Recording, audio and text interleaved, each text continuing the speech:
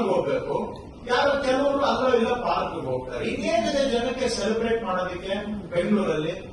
ಆಮೇಲೆ ಮಾಲ್ಗೆ ಹೋಗ್ತೀರಾ ಅಂತ ಇಟ್ಕೊಳ್ಳೋಣ, ಎಲ್ಲರಿಗೂ ಮಾಲಲ್ಲಿ ಖರೀದಿ ಮಾಡೋ ಶಕ್ತಿ ಇದೆಯಾ? ಎಷ್ಟು ಜನ ಹೋಗಿ ಆ ಗ್ಲಾಸ್ಗಳನ್ನ ಗ್ಲಾಸ್ ಹಿಂದ್ಗಡೆ ಅಂದ್ರೆ ವಿಂಡೋ ಶಾಪಿಂಗ್ ಮಾಡಿಬಿಟ್ಟು ಅವ್ರಿಗೆ ಖರೀದಿ ಮಾಡಕ್ಕಾಗಲ್ಲ, ಅವ್ರ ಫ್ರಸ್ಟ್ರೇಷನ್ ಇನ್ನೂ ಜಾಸ್ತಿ ಆಗುತ್ತೆ. ಏನೋ ಸಿನಿಮಾಗೆ ಹೋಗ್ಬೋದು, ಒಂದು ಮಾಲಲ್ಲಿ ಹೋಗಿ ಓಡಾಡ್ಕೊಂಡು ಬರ್ಬೋದು, ಪಾರ್ಕ್ ಹೋಗ್ಬೋದು, ಬಿಟ್ರೆ ಬೆಂಗಳೂರಲ್ಲಿ ಜನ ಸೆಲೆಬ್ರೇಟ್ ಮಾಡೋದಿಕ್ಕೆ ಎಲ್ಲೆಲ್ಲಿ ಅವಕಾಶ ಇದೆ? ನಾವು ಏನಾದ್ರೂ ಅವಕಾಶಗಳು ಮಾಡಿಕೊಡ್ಬೇಕಲ್ವಾ?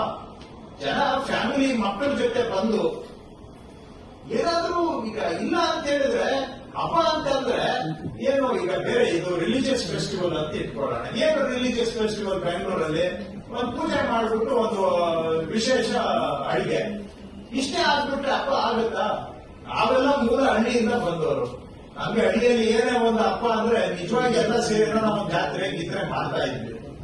ಬೆಂಗಳೂರಿಗೆ ಬಂದ್ಮೇಲೆ ಈಗ ಎಲ್ಲಿ ಆಚರಣೆ ಮಾಡೋದು? ಫ್ಯಾಮಿಲಿಗೂ ಏನಾದ್ರೂ ಈ ತರ ಬೇಕಲ್ವಾ ಆಕ್ಟಿವಿಟೀಸ್? ರಿಸ್ಕ್ ಇದೆ, ನೀವು ಹೇಳಿದಂಗೆ ಇಲ್ಲ ಅಂತ ನಾನೇನು ಹೇಳ್ತಾ ಇಲ್ಲ. ಆದ್ರೆ ನಾವು ಸಿಟಿ ವಾಸ ಮಾಡೋ ಜನಗಳಿಗೆ ಒಳ್ಳೆ ಜೀವನ ಗುಣಮಟ್ಟ ಸಿಗಬೇಕು ಅಂದ್ರೆ ಇನ್ಫ್ರಾಸ್ಟ್ರಕ್ಚರ್ ಮುಖ್ಯ, ಆದ್ರೆ ಜೀವನ ಸೆಲೆಬ್ರೇಟ್ ಮಾಡೋದು ಕೂಡ ಮುಖ್ಯ.